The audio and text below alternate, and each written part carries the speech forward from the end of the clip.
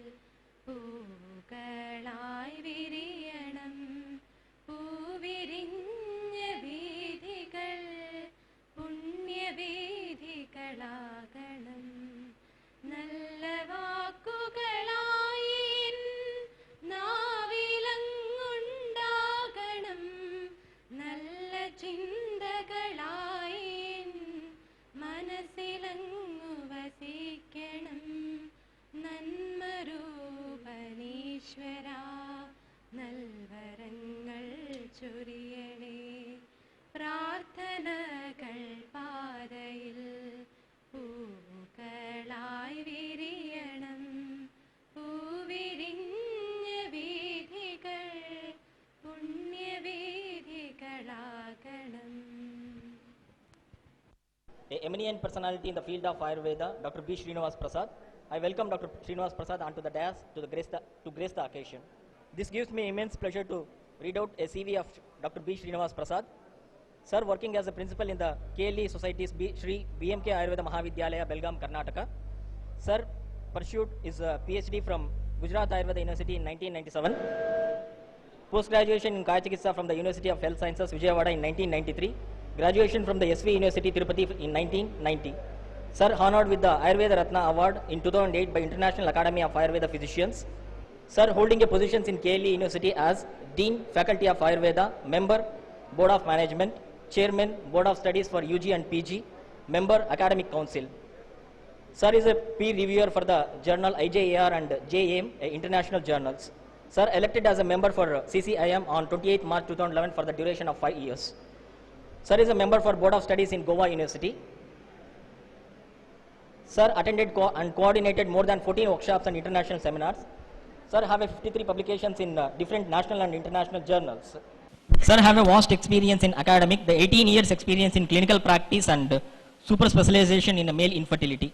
He is a good administrator, academician, clinician and researcher.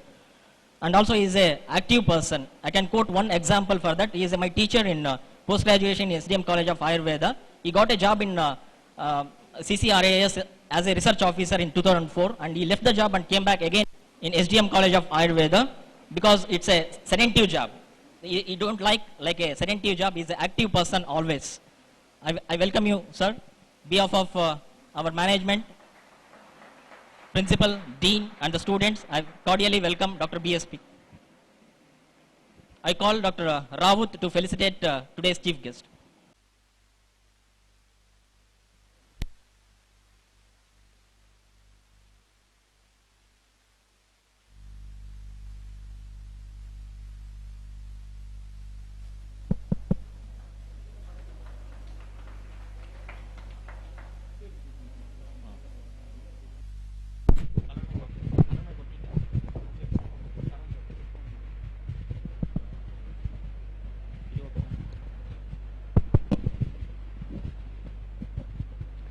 Very good morning to all of you. My congrats to the principal, Dr. Ramdas, who is also happened to be a classmate of mine during my PG days. We have together post-graduated from Hyderabad Ayurveda College in 90 to 93. Together we had 3 years of friendship. And anyway, he is leading. I am very happy that he is also leading a good college. And is already metamorphosed to a well-known college. It is taking good shape. That one, I am very happy that my friend is doing a good job and also taking part in the endeavor which he is doing by delivering lecture here. I am very happy to be here along with you, and I compliments to all of you for your very active participation. I am wondering, almost all the students are very actively involved in every activity. And that's what I was observing every moment, where the students are involved themselves rather than only spectators. That's very good sign of the progress of the college. I wish all of you for your bright future of this college. Anyway,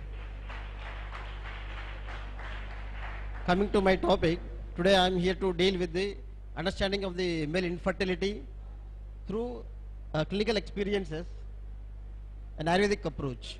I'll be giving the how Reto Pariksha can be examined by Ayurvedic methods and how we can assess and we can go for this one.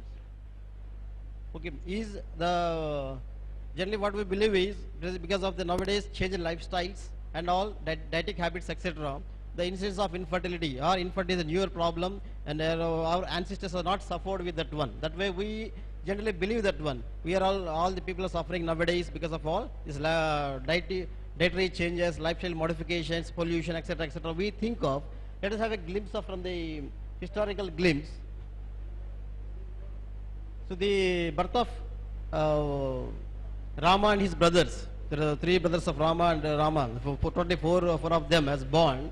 This is one is indication of the Daivapase Chikitsa. They had Putrakameshti Yaga, and then they were all the four as born. This is example of Daivapase Chikitsa. In the Ramayana we will get it. Similarly, when you see that the birth of Pandavas, so this is donor insemination, AID, artificial insemination of donor. So this is Tapos Shakti. We say the knowledge today. We say which is the ovulation day, how to be done, the impregnation, etc. Insemination. So the God is invited. We have here the selection process. How a donor should be selected. Nowadays we have a method of selection, which is the characteristic features. Those days they have invited God. Each God has been invited and gone for donor insemination. This is example of donor insemination. Similarly, the birth of Kauravas, the womb was expelled out when she could not able to bear his sister was delivered and she could not able to deliver. Then the womb was expelled out, and then that was separated and incubated in 100 parts. There is 100 people as born from that. That way story says. So then here we know that one when we see the embryology, the totipotent cells, they are capable of developing into. Each cell is capable of developing into a single viable fetus. The totipotent cell, totipotent, a total have potency that one. Each cell has capacity to develop into a single viable fetus. So this was the condition. So this was the condition where these totipotent cells were separated and then incubated so that they got 100 babies that time. The Kauravas was born. So when you see this chronology, the Ramayana to Mahabharata, we can see the shift of the treatment options. In the Ramayana time, they were depending on the Daivapase Chikitsa more. When coming to Mahabharata time, they got the technology. They developed, they understand the science, they developed the technology. How it can be insemination or even separation of the totipotent cells and incubation, the technology they developed into that one, the development of the chronology. These are the historical glimpse you can find. So the ancestors do suffer with infertility, and they do have the various treatment options, starting from Daivapasaya to the technological point of view. Is the incidence is increasing or escalating nowadays? As I already told, we believe that nowadays the infertility is increasing day by day. Is it real or is a relative increase? I said it is a relative increase, it is not real increase. Because in the olden days, only females were asked to go for checkup. The males never used to go for checkup. And even the females also, they hardly have any hospitals, any labs. They are not being diagnosed. They have only traditional or folklore practices are there. It is not being recorded. But now there are huge number of laboratories are there, clinics are there, hospitals are there. So there is more accessibility for the medical facilities. We are having more accessibility and more number of people are going there and being recorded, and there is number is increasing. It is not the real number is increasing. It is because of the advanced facilities, accessibility more, there is a relative increase. It is not real increase. There is, of course, we may also believe that because of the altered lifestyles, etc., they maybe have some increase also. But in reality, because of more accessibility, there is high increase. We can say that. What are the common trends when the infertility patient comes to us? These are in general I am telling, I am not specific to any individual. There are people who are practicing very specifically, very in detail, very methodically. But in general trend I am telling, with my experience, what I have seen, the UG graduates or postgraduates, various conferences where they meet, the way they interact with me, with that idea I have given the common trends here. Do not take to any specific individual. One is no detailed history and genital examinations. We never take the detailed history of all the relevant histories, and we never go for genital examinations. Generally, I have many number of patients of infertility, but when they take history, they might have gone to several doctors. When no doctor has examined the genitalia, maybe the testes, sometimes even prostate examination. This all generally will not be carried out. And then what we do is semen reports. Patient brings the semen reports. Generally we see only the count and motility. Apart from this, we never bother about any other factors. Maybe the volume or viscosity, liquefaction time, etc., which they'll give in details. So many details are there. We never bother about it. We see the only count and motility, only two factors we examine for the treatment point of view. Then what is the best drug for the count and motility? As the same conference, I used to go for many conferences. Many areas the people will ask me, sir, what is the best drug for count to improve? What is the best drug you are using for your practice? What is the best drug to improve the motility? That way I used to be questioned by many people. Then what is that one? Combining all the Sukrajanak dravyas. We have the practice of, we add all together, all the drugs, Sukrajanaka, all whole gana, we will add together and we prescribe the medicines for the patients. There is also how we have practice of that one. Then we have Chalaguna or Saraguna, the motility point of view. Chalaguna is the which gives the motility or movement is there. Saraguna. So we may select drugs having Chalaguna or Saraguna as per the treatment point of view. Let us see another example. Is it correct? That means here a friend is supposed to travel 100 kilometers at the speed of 60 kilometers and he is supposed to reach by 11 a.m. Suppose we imagine that a person has to travel by 100 kilometers, expected 60 kilometers speed he may travel, he is supposed to reach by here 11 a.m. He has not turned up maybe 2, 3 or 4 hours. What may be the reasons for it? One is only tires, air is very important. The low air or puncture, tire puncture is the only reason we can say that because of that tire punctured, or there is no air in the tires, so he could not able to reach, because air is the only one condition which requires to be run by the tires are the only important things to run it. So we can say that one. We can't say it. Now there may be problems with vehicle. It may be any problem, maybe engine problem, summer problem, fuel problem, any other problem may be going to arise in the vehicle. Apart from the vehicle, we may also have problem with the road or path which you have it. So it is a multifactorial. A sperm is unable to move. That indicates it have multifactorial. We can't say that it is only Chalaguna. It can't be attributed to any one property. As here, vehicle as well as path, both are important here. Path is blocked there or improper road is there.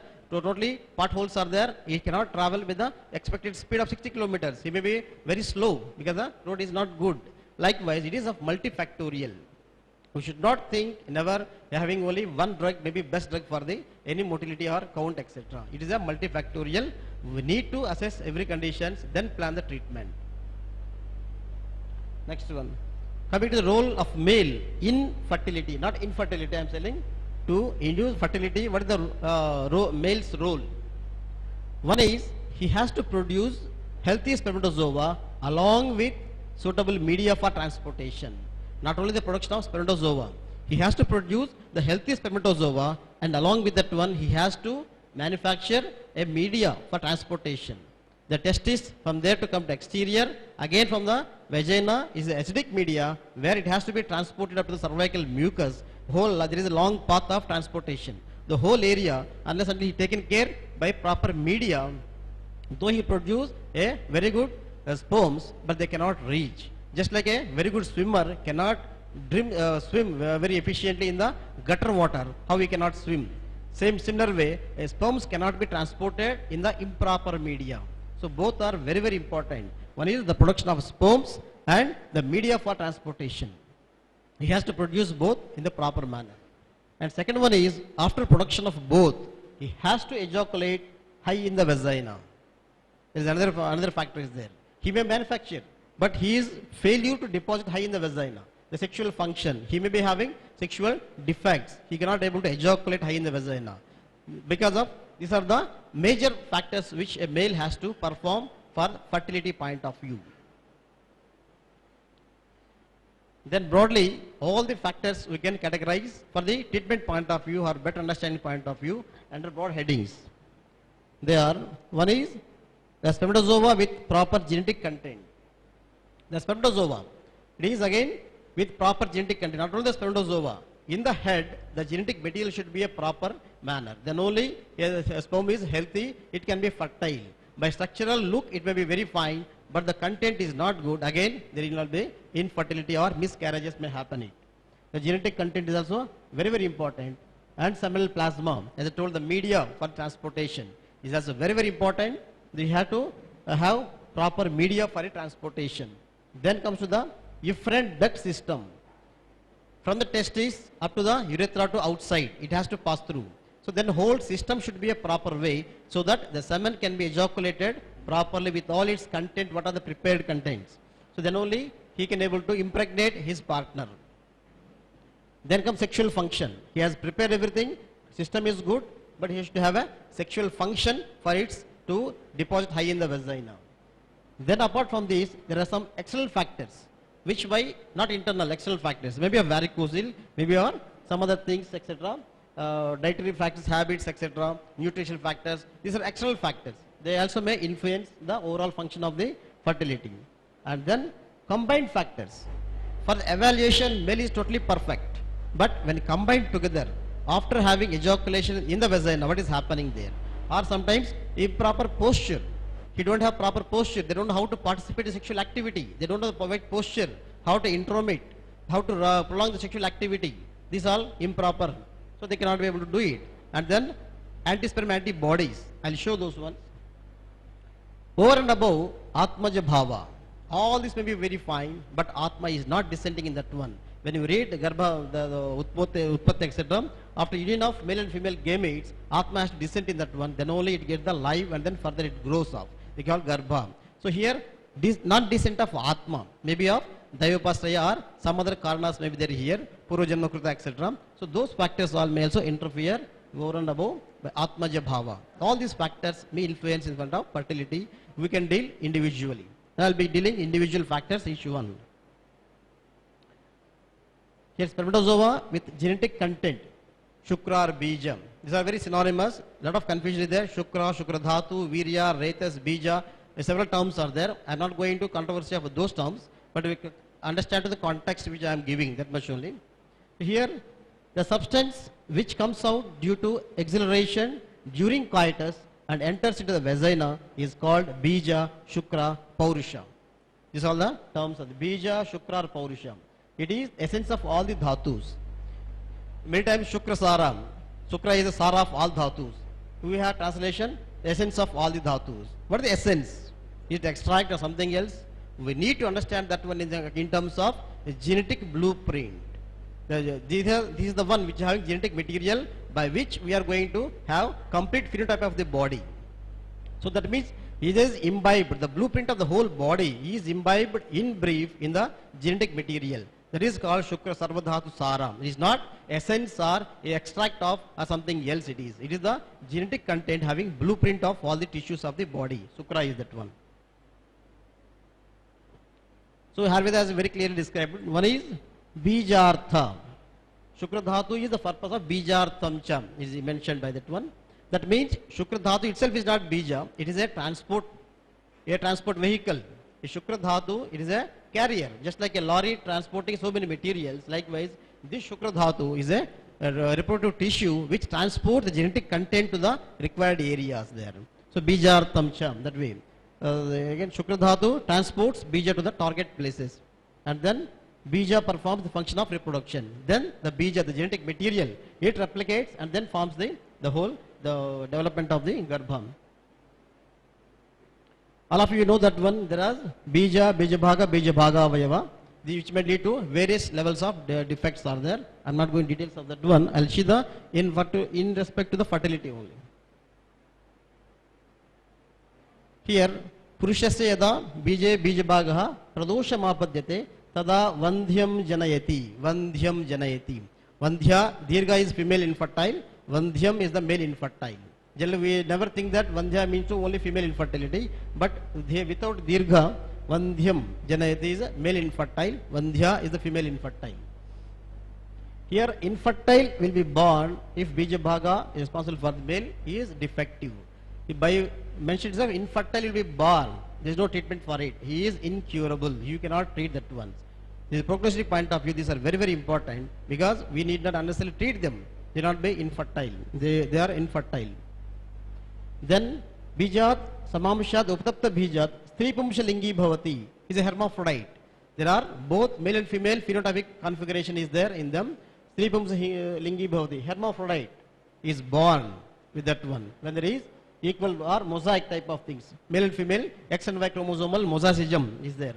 So because of that one, we may have born with the hermaphrodites. Then comes here, Yadatvasya Bija Bija Bhagaha, Purushakaranam cha, which are responsible for male phenotypic development, male development. Those genes are defective.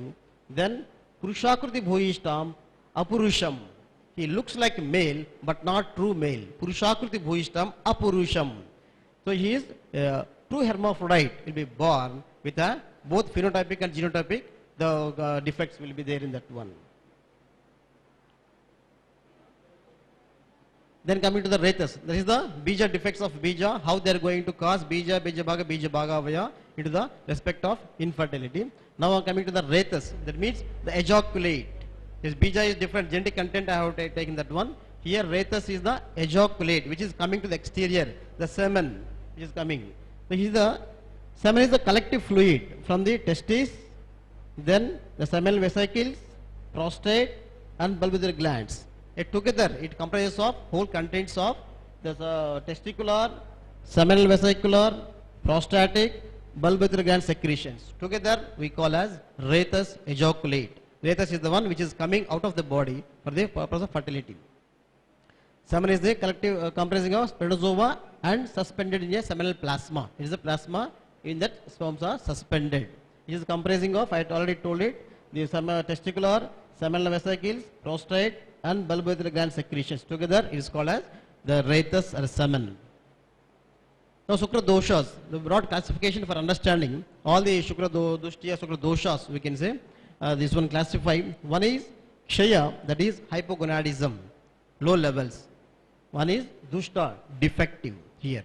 So in the Kshaya we have primary hypogonadism, and that Alpa and Vishishka both comes here, and then secondary hypogonadism, Sheena comes here. I will be explaining later that one. For broad structure of classification, I am giving the picture this one. And here, these are hypo levels, low levels. In that again, primary and secondary. Primary again we have Alpa and Vishishka, and here Sheena will be there. And here Dushti, Ashtareto Dushtis are there. Fainla, Tanu, Ruksha, Alpa, Vivarna, Puthi, Pichla, etc. Ausadi, all these comes under Dushta Retas. This is the broad classification. Now, Alpa Retas, Sheena Retas, both are low levels only. How to understand what is the difference between Alpa and Sheena? These ones. Here we see birth, puberty, adulthood, hypo levels, normal levels, hyper levels. We can perceive the features of the Shukra Dhatu only in puberty only. Before puberty, they are dormant, no activity are there. So we can feel them during puberty only. But since puberty onwards, they are all low levels only. They never touch the normal levels. It's called Alparetes. By birth itself, as I told, Vandhyam Janayati, or some Bija dosha is there, where these levels are kept almost all below normal levels, subnormal levels, primary hypogonadism. They were very poor response for the management. Here, these people will not respond well for the management. Next, come to the Kshina Retas. If you see the Kshina Retas, here, it was normal for some time, then fallen down to the by pathology. Some pathology is there, maybe infection, inflammation, injuries, etc., malnutrition, whatever the reasons are there. But because of some reason, it has fallen down to the below normal levels. That is called Kshina.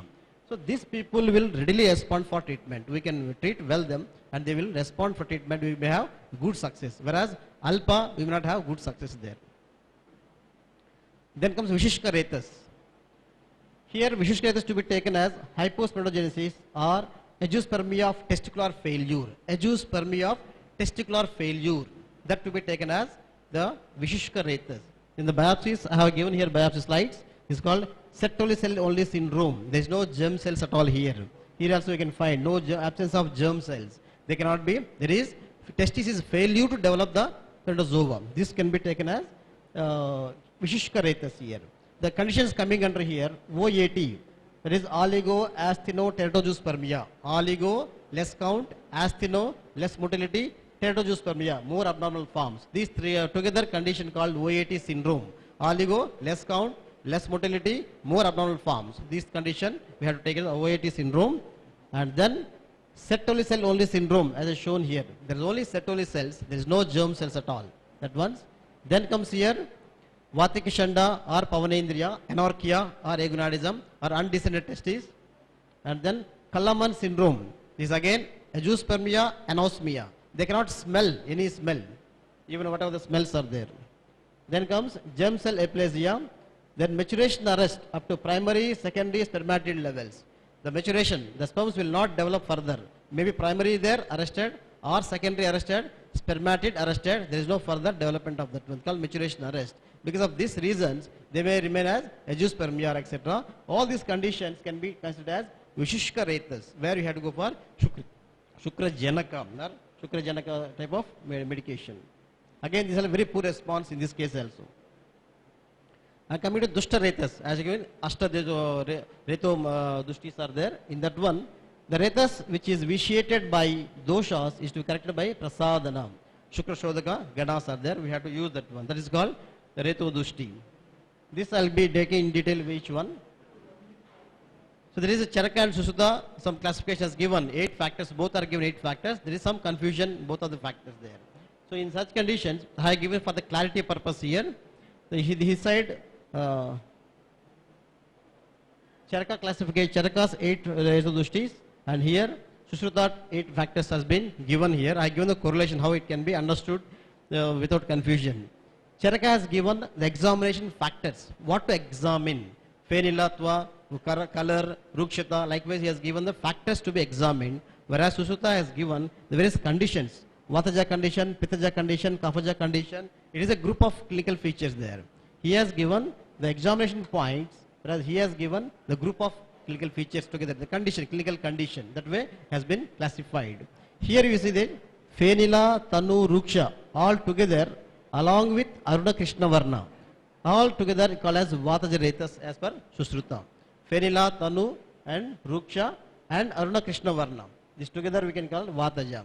Generally, we also never find Aruna Varna, Krishna Varna, hardly. Only in case of injuries where there is acute injury is there, RBC's flow is there, or the hemorrhagic conditions where the blood is colored into the coffee color, then only you may get Aruna Varna and Krishna Varna, these ones. Generally, we don't find those cases.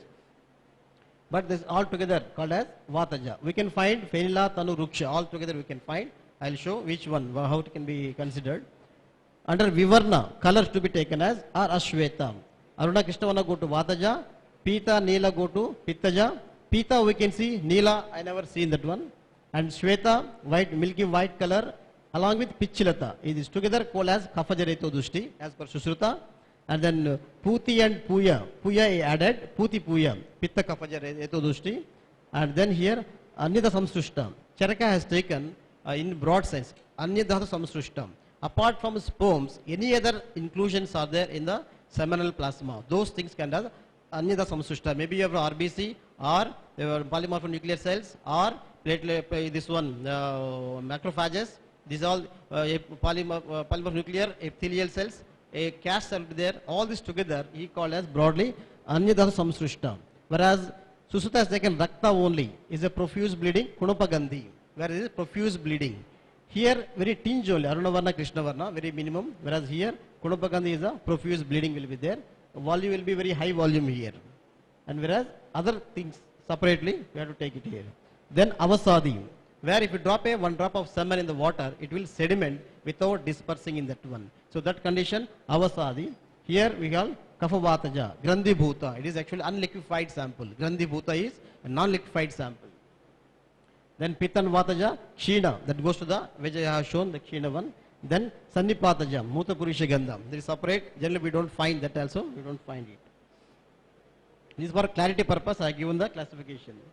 Now coming to the Reto Dushti. Why we should study the Reto Dushti? Because the treatment is in Ayurveda told for each Reto Dushti only. Vataja, Pitaja, Kafaja or Fenla, Tanu, Ruksha, likewise only the treatment was mentioned, but not mentioned for oligospermia or motility count to improve all. This treatment of is not described in Ayurveda. So unless until we convert the semen reports into Reto Pariksha, then only we can easily treat the conditions. So we need to interpret the semen reports into the Reto Pariksha, then only we can plan the treatment. This I will give few examples I will be showing. Now see the semen reports. I think only final years may understand, other students I don't know how far they can understand it. But anyway, volume is 1.5 ml, liquefaction time 40 minutes, the viscosity is increased here, and then pH is 7.6, then sperm count is 5 millions, motility 40, 40, 20. So the impression is oligospermia. If you see the only count, we may give some medicines. If you miss out, see the viscosity here, increase here. Generally what we do is, we want to improve the count. It is 5 millions, oligospermia. We will take Shatavari or Kokilaksha, Sukra Janaka Dravyas are there, we may select it. What happens now? If you have Kokilaksha, Shatavari, they will further increase the viscosity. Anybody of you tasted the Kokilaksha seeds? They are very viscous. They improve the viscosity, huge. So it will have further worsen. With high viscosity, the motility will again come down here. So we should not give such conditions, Kokilakshan, Shatavari, etc. We should not give that. Whereas we can go for Atipichala if you call. If you diagnose that as Atipichala Ritodusti, definitely we will go for Triphala Churna or Loha Basma or Chandraprabhavati, Shilajit, etc. We may select the drugs which will reduce the viscosity there. We may enhance the count also there. We won't hamper the other conditions. Likewise, if you adapt Ayurvedic method of examination, then we have further advantage. Similarly, another condition, here is the pH is 9. The normal pH is 8.2 to 7.2 to 8.5 is the normal pH. Increase pH to more alkalinity. What happens? There is more alkalinity, it will exert reverse osmosis on the sperms. Just like all of you might have experienced the washing of clothes with detergents. After washing clothes, your hands will be totally dry. They will be torn off, cells will be torn off. Same thing happens on the sperms. The media is high pH, it will exert a reversal osmosis on the sperms, by which there is reversal osmotic pressure and the organism will come out of that one, there is membrane will rupture that one. So the sperms cannot survive. If you see this, take as a Ruksharetas, then your treatment may change. Otherwise, you may again go for some other drugs which will worsen the condition. If you have oligospermia but with the Rukshareto Dusti, if she selected the Ashwagandha, Kapikachu, Samudra Fena, these drugs are selected, they will further increase the pH and there is further worsening of the condition. We can select it, Shatavari Vidari can be selected here, your Amlaki can be selected here. Likewise, we need to select as per the Rito Dustis. Very, very important each factor. Another condition, now you see here, liquefaction time, more than 1 hour. Other pattern same, impression will be oligospermia. If you see the only impression count motility, we are going to misdiagnose and wrong prescription may happen it. Here in this condition, this should be labeled as Grandhibhuta Retas.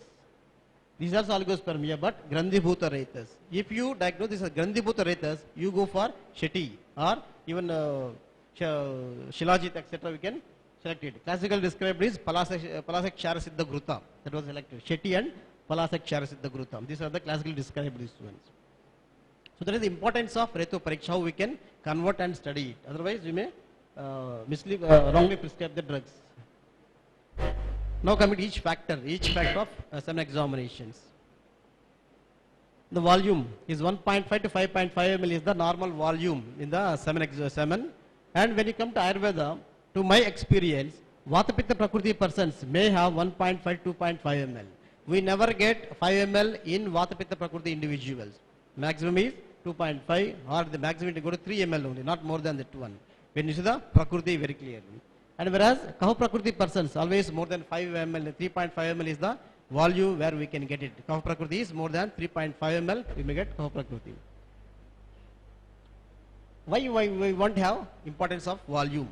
As I told, media is very important. The sperms may produce 120 millions of sperms. Unless until there is enough media for transportation, they can't survive it. I had a patient of near 120 millions count, but he ejaculated only half ml, 0.5 ml. Again, severe alkalinity is there. The sperms will not survive in that one. So we need to increase the volume so that the enough amount is there. It is a buffer. It prevents from acidic media transporting and killing the sperms. So it can have a buffer action after cervical mucus transportation. So here, to improve the volume, we can use milk or kshira or ikshurasa, shatavari, vidari, amlaki. These are the which will give secretions. These drugs can be used for improving the volume. The count is everything is fine there. We have to increase the volume of that one to build up the volume. Ikshurasa, we can daily ask the patient to take ikshurasa only, or amlaki rasayana can be given, or milk in the home itself, milk can be given. Likewise, these drugs can be adopted for the improving the volume. Next, viscosity. Viscosity, we need to have Tailak Shaudra. The viscosity should be in between. Lowest is Taila, the highest is Shaudra, honey. The thin like Tilataila and thick like honey. You should be in between. That is a normal range given by the classics, Tailak Shaudra. And increase more than that one, which is very Tantu Baddha, it comes there. Ati Pichila, we have to call it. If you want to make a dropper, it won't have a drop type of thing. It will have Tantu Baddha. It will lift from the glass rod. If you lift it, it becomes a Tantu. So this here, in such conditions, we will go for Triphala, Lohabasma, Ashwagandha, Kapikachu, Shalajit, etc. can be given in these conditions to reduce the Pichilata. Then color. Spatikabham, Draum Snigdham, Spatikabham. All we read, Spatikabha is crystal clear. In many of the books, they are crystal clear. It is totally abnormal. Crystal clear sample will be seen in case of azoospermia. Crystal clear is azoospermia, not in the normal sample. It is not crystal clear, it is a alum. Spatika is alum to be taken. The semen looks like alum. The color should be alum. We need to keep a cube, alum cube, we can compare with the color, and then we can easily identify, diagnose. And then Pita, yellow color, Pitta Dushti, we can use Chavanprasha, Shatavari, Sariva, Chandana, Ushira. These drugs can be given in case if it is yellow color.